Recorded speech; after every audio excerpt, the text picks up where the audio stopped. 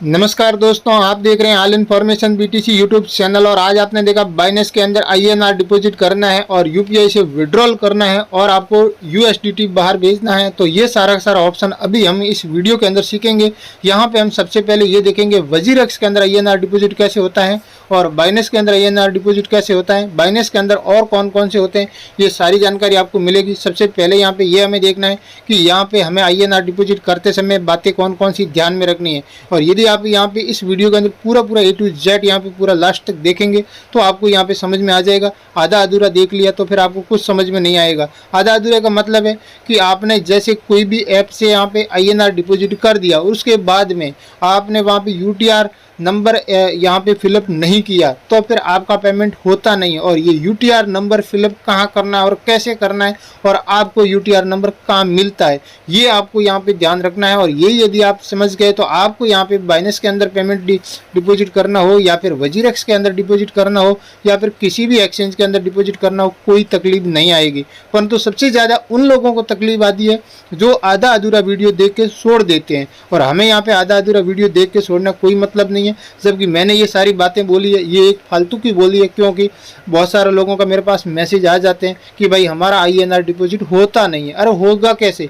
आपने वहाँ पे आईएनआर डिपॉजिट किसी भी ऐप से कर दिया, जैसे आपने किसी भी बैंक से बाहर मतलब आपने वजीरेक्स के अंदर तो भेज दिया है, पर वजीरेक्स के अंदर आपका पेमेंट आएगा नहीं, क्योंकि रुक जाता है। रुकने का मेन कारण है कि आपने वहाँ पे UTR number, transaction ID number वो आपने फिलअप ही नहीं किया। तो अब उसको फिलअप करना कैसे है और वजीरेक्स के अंदर पेमेंट करना कैसे है, पहले तो हम ये सीखेंगे। और इसी के बाद में इसी वीडियो के अंदर भी बाइनेंस के अंदर कैसे हमें पेमेंट भेजना है वो भी सीखेंगे। तो अब हम यहाँ पे आपको देखने को मिल रहा है ये वजीरेक्स, और यहाँ पे आपको नीचे फंड में रहना है और या होम पे रहेंगे तो आपको कुछ इस प्रकार पे दिखेगा। आपको यहाँ पे फंड में रहना है। जैसे आप फंड में रहेंगे तो आपको यहाँ पे आईएनआर करके एक ऑप्शन देखने को मिलेगा। यहाँ पे आईएनआर डिपॉजिट है, इसके ऊपर आपको क्लिक करना है। जैसे आप इसके ऊपर क्लिक करते हैं तो आपको यहाँ पे डिपॉजिट वाले के ऊपर क्लिक करना है।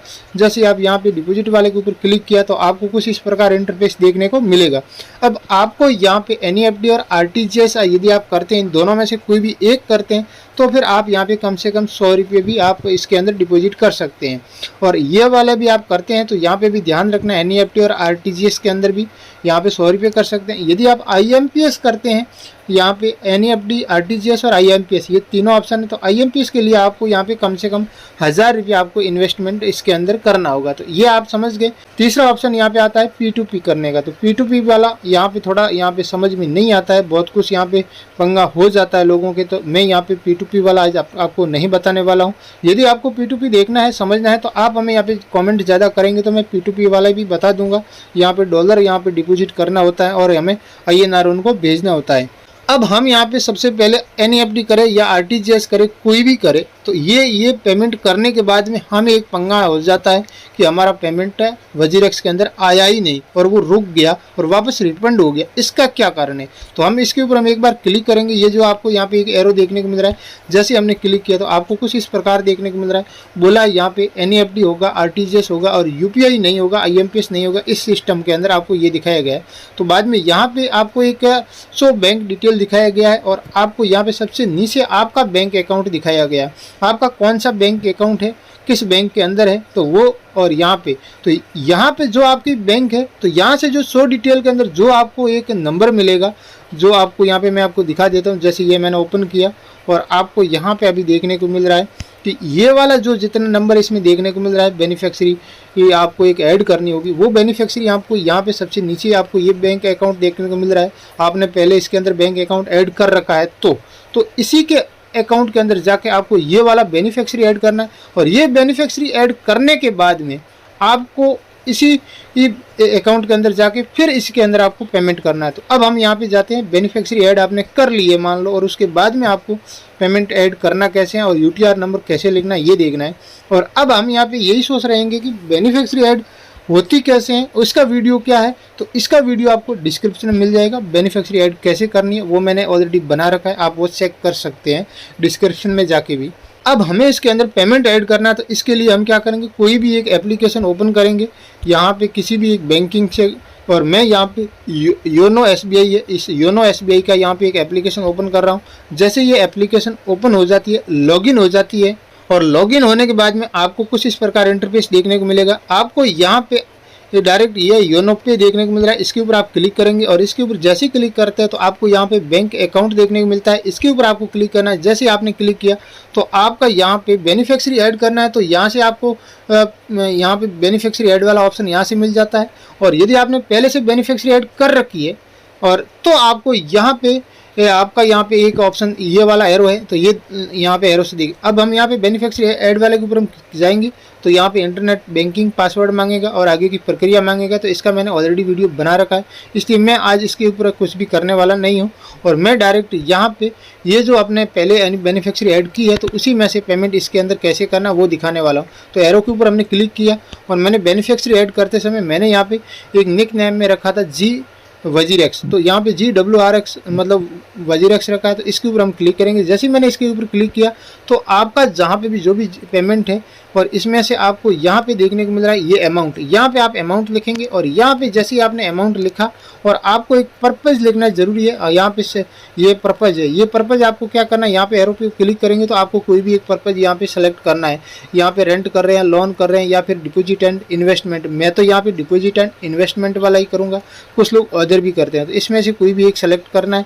जैसे हम इसके ऊपर एक बार कोई भी सेलेक्ट किया और उसके बाद में हमें यहाँ पे पेमेंट लिखने के बाद में नेक्स्ट करना है। नेक्स्ट करने के बाद में आपका यहाँ पे जो पिन पासवर्ड होता है उस हिसाब से आपका इसके अंदर पेमेंट डिपॉजिट हो जाता है। और जब पेमेंट आपका यहाँ से वजीरेक्स के अंदर चला जाता है और उसके बाद में एक वहाँ पे आपको एक लिखना होता है UTR नंबर। और वो UTR नंबर कैसे लिखना है, कहाँ लिखना है और वो कहाँ मिलेगा, तो हम यहाँ पे जाते हैं सबसे पहले वजीरेक्स के ऊपर। यहाँ पे हम वजीरेक्स के ऊपर आ गए और हम जैसे इसके ऊपर एक बार क्लिक करते हैं, जैसे हमने एक बार क्लिक किया तो हमने पहले यहाँ पे आपको क्या बताया था, बैंक का डिटेल बताई थी। अब हम यहाँ पे से इसको थोड़ा ऊपर करते हैं तो यहाँ पे कुछ देखने को नहीं मिलता है, क्योंकि आपने यहाँ पे यदि आपने NEFT और RTGS किया है तो आपको यहाँ पे वो जो मैं बता रहा हूँ वो आपको यहाँ पे देखने को नहीं मिल रहा है। पर जहाँ तक हो सके आपको ये वाला ऑप्शन को चेक करना है और इसको ऑप्शन को चेक करेंगे ये पहले वाले से दूसरा वाला, यहाँ पे काफ़ी दिमाग लगाना पड़ता है। जैसे इसके ऊपर आप क्लिक किया तो आपको यहाँ पे देखने को मिल रहा है, इसको आपको यहाँ पे मतलब हम UPI करने वाले नहीं है, ये हमें यह संकेत दे रहा है। तो हम इसको यहाँ पे क्लिक कर दिया। अब आपको क्या करना है, यहाँ पे आपने IMPS किया है और ज़्यादातर योनो से IMPS ही होता है और IMPS कर लिया तो आपने ये वाला देखने की जरूरत नहीं है, ये हमने देख चुके। तो अब इसको हम थोड़ा ऊपर करते हैं और हमने ऊपर किया तो आपने योनो से किया है तो योनो वाला बैंक आपका यहाँ रहेगा और आपने किसी और बैंक से किया तो वो बैंक आपका यहाँ पे सेलेक्ट रहेगा। आपको एरो यहाँ पे देखने को मिल रहा है। कभी कभी 2-3 बैंक आप यहाँ पे ऐड कर देते हैं, ऐसा भी कुछ लोग करते हैं। तो ये बैंक जिस बैंक से किया वो नंबर आपका यहाँ रहेगा।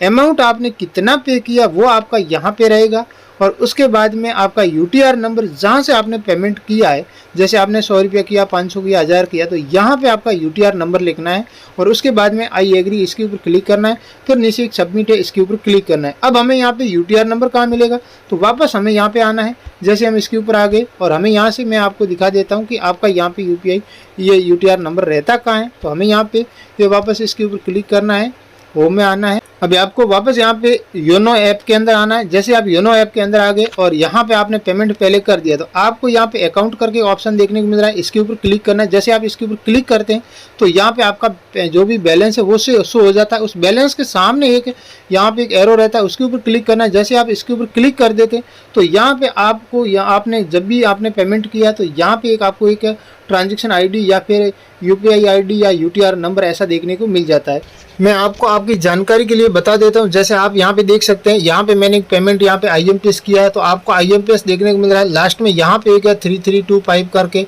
ये एक नंबर देखने को मिल रहा है। ये वाला नंबर यहां से लेना है और यहां पे आपको नंबर देखने को नहीं मिलता है तो कभी कभी आपके मोबाइल के SMS में अंदर भी देखने को मिल जाता है। और यहाँ पे आप SMS के अंदर भी आप देख सकते हैं IMPS नंबर करके आपको देखने को मिलता है ये वाला, तो ये भी आप यहाँ से ले सकते हैं। ये वाला नंबर लेके आपको यहाँ पे आपको फिलअप करना होगा। यहाँ पे आपको ये जो अपना वजीरेक्स एक्सचेंज है, क्योंकि आपने वजीरेक्स के अंदर पेमेंट किया था तो यहाँ पे अमाउंट लिखना है। जो आपने अमाउंट किया वो UTR नंबर ट्रांजेक्शन ID यहाँ पे लिखना है और फिर आपको यहाँ पे आई एग्री के ऊपर क्लिक करना है। फिर आपको यहाँ पे सबमिट के ऊपर क्लिक करना है तो आपका पेमेंट यहाँ पे 1-1.5 घंटे के अंदर आपका वजीरेक्स के अंदर आ जाएगा। ये तो रहा आपने यहाँ पे पेमेंट वाला, यहाँ पे इसके अंदर INR डिपॉजिट। अब हमें यहाँ पे INR डिपॉजिट हो गया है और हमें यहाँ पे बाइनेंस के ऊपर डिपॉजिट करना है INR, तो वो कैसे करना है, तो उसके लिए भी क्या है कि यहाँ से वजीरेक्स के अंदर से आपको फंड वहाँ पे भेजना पड़ेगा। बाकी यहाँ पे डायरेक्ट बाइनेंस के ऊपर INR डिपॉजिट करने का कोई ऑप्शन नहीं रहता है। तो अब हमें यहाँ पे क्या करना है, वजीरेक्स के ऊपर हमने कोई भी फंड खरीद लिया और अब हमें यहाँ पे कौन सा फंड खरीदे और कैसे नहीं खरीदे, तो सबसे सरल सबसे कम फीस के अंदर रहता है। मैं आपको यहाँ पे दिखा देता हूँ, यहाँ पे मैं अभी सर्च करके दिखा देता हूँ। ये वाला हम जब वॉलेट में रहते हैं और यहाँ पे ये एक सर्च ऑप्शन है और यहाँ पे हम देखते हैं ये एक XRP करके आपको देखने को मिल रहा है रिप्पल, और ये रिप्पल हम जैसे हम क्लिक करते हैं रिप्पल हमें यहाँ पे क्या करना है, पहले तो खरीदना है। तो खरीदने के लिए क्या करना है, इस मार्केट में जाना है। जैसे आप मार्केट में आते हैं और यहाँ पे INR वाला ऑप्शन देखने को मिल रहा है, ये वाला ऑप्शन से आपको यहाँ पे खरीदारी करनी है और वो खरीदारी करने के बाद में आपको यहाँ पे विड्रॉल वाला ऑप्शन के ऊपर क्लिक करना है। जैसे आप विड्रॉल वाले ऑप्शन के ऊपर क्लिक करते हैं तो आपको यहाँ पे एक एड्रेस लाना है। यहाँ पे एड्रेस कहाँ से लाएंगे वो आपको यहाँ पे नहीं समझ में आ रहा है, तो ये बाइनेंस से लाना होगा। अब यहाँ पे बाइनेंस से यहाँ एड्रेस लाना है और यहाँ पे ये जो टैग लिखा है डिस्टेंशन टैग, ये टैग डालना जरूरी है। बहुत सारे लोग ये टैग नहीं डालते हैं, तो यहाँ पे फिर आपका वो रिप्पल आपका जो भी आप यहाँ से कॉइन भेजेंगे वो आपका कॉइन खत्म हो गया समझो। तो उसको ख़त्म नहीं करना है, एकदम अच्छे से रखना है। तो यहाँ पे एक टैग लगाना, वो टैग भी आपको बाइनेंस में मिलेगा। और यहाँ पे रिप्पल आधा रिप्पल कम से कम भेज सकते हैं, तो मेरे हिसाब से 0.5 लिखा है, वहाँ पे आप 0.6 या 0.8 से ऊपर ही भेजने की कोशिश करें। और यहाँ पे आपका फीस कितना लगता है, 0.25 आपका कम से कम फीस लगता है, ज़्यादा नहीं लगता है। तो यहाँ पे 0.06 सबसे पहले भेज के आप देखिए और उसी में से जो आपका 0.6 में से 0.25 आपका कटिंग होके बाकी वाला आपको बाइनेंस के अंदर देखने को मिलेगा। अब और यहाँ पे आपको ये वाला एक टिक करना है और यहाँ पे प्रोसेस करना है और फिर आपका जो भी पिन पासवर्ड है वो आपका यहाँ पे जो मांगेगा वो आपको दे देना है। तो ये ऑप्शन करना है और यहाँ पे अभी हमें यहाँ पे ये एड्रेस कहाँ से लाएंगे, तो यहाँ पे QR कोड ये स्कैन करके भी ला सकते हैं। तो आपका कोई दूसरा मोबाइल रहेगा सामने उसमें से, और नहीं तो फिर आपको ये एड्रेस लाना है। तो अब हम जाते हैं बाइनेंस के अंदर। बाइनेंस के अंदर ये एड्रेस हमें मिलेगा कहाँ, तो जैसे ये बाइनेंस एप्लीकेशन आपके सामने ओपन हो गया है और हमें यहाँ पे आपको यहाँ पे वॉलेट में रहना है। जैसे आप यहाँ पे वॉलेट में रहते हैं और ऊपर आपको यहाँ पे स्पॉट में आना है। जैसे आप इस स्पॉट में क्लिक करते हैं तो अब आपको यहाँ पे सर्च करना है रिप्पल। जैसे हमने यहाँ पे रिप्पल यहाँ पर XRP आप जैसे करेंगे तो आपको यहाँ पे XRP देखने को मिल जाता है और हमने इस XRP के ऊपर क्लिक किया और अब हमें क्या करना है, यहाँ पे डिपॉजिट करना है। वहाँ से विड्रॉल था और यहाँ डिपॉजिट है, तो अब हमें यहाँ पे डिपॉजिट के ऊपर हम क्लिक करेंगे। जैसे हमने डिपॉजिट के ऊपर क्लिक किया तो हमें यहाँ पे देखने को मिल जाता है सबसे पहले ये जो रिप्पल है ये वाला ऊपर वाला ही करना है और ये वाला ऊपर वाला करना। बाकी यहाँ पे बहुत सारे ऑप्शन देखने को मिल जाता है, ये ऑप्शन में से हमें कुछ भी नहीं करना, ये वाला रिप्पल वाला। अब ये रिप्पल वाला ही क्यों करना है, क्योंकि मैं आपको वजीरेक्स के अंदर दिखाऊं तो यहाँ पे आपको रिप्पल ही नेटवर्क लेना है। ये आपको समझ में आ गया, क्योंकि दूसरा नेटवर्क हमें नहीं लेना है। जैसे आप रिप्पल ये वाला लिया और इसके ऊपर आपने एक बार क्लिक किया तो आपको यहाँ पे एक इम्पोर्टेंट करके नोटिस देखने को मिल रहा है और यहाँ पे ये भी बता रहा है कि आप यहाँ पे पूरा सावधानी पूर्वक करना। तो इसके लिए हम इसको ओके कर देते हैं। अब आपको यहाँ पे जो मैंने बोला था टैग वाला ऑप्शन वो आपको क्या है, कहाँ है, यहाँ पे मैं आपको बराबर हाईलाइट करके दिखा देता हूँ। एक तो रिप्पल नेटवर्क है, कोई दिक्कत नहीं है। ये वाला एक एड्रेस है, तो ये वाला एड्रेस ये आपको क्या करना है, यहाँ पे एक कॉपी करके एक ऑप्शन रहेगा, यहाँ से कॉपी कर लेना ये वाला ऑप्शन से।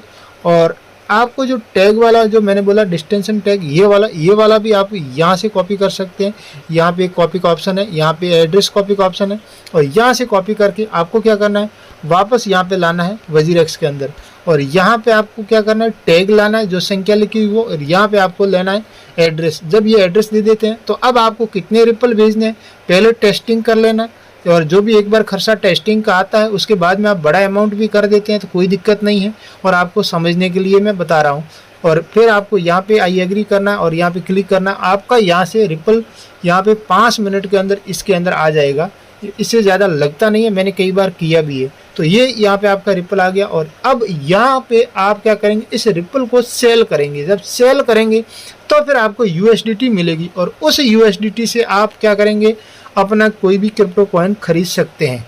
अब इसके अंदर कोई भी क्रिप्टो कॉइन खरीद सकते हैं और मान लो इसके अंदर लॉन्ग टर्म के लिए आप होल्ड नहीं रखना चाहते हैं तो आप ट्रस्ट वॉलेट के अंदर भी भेज सकते हैं, या फिर ट्रस्ट वॉलेट के अंदर BNB की ज़रूरत पड़ती है तो आप उस USDT से BNB भी खरीद सकते हैं और वो BNB भी आप ट्रस्ट वॉलेट के अंदर भेज सकते हैं। तो अब आपको यहाँ पे समझ में आ गया पूरा कि आपको यहाँ पे पेमेंट का लेन देन कैसे करना है।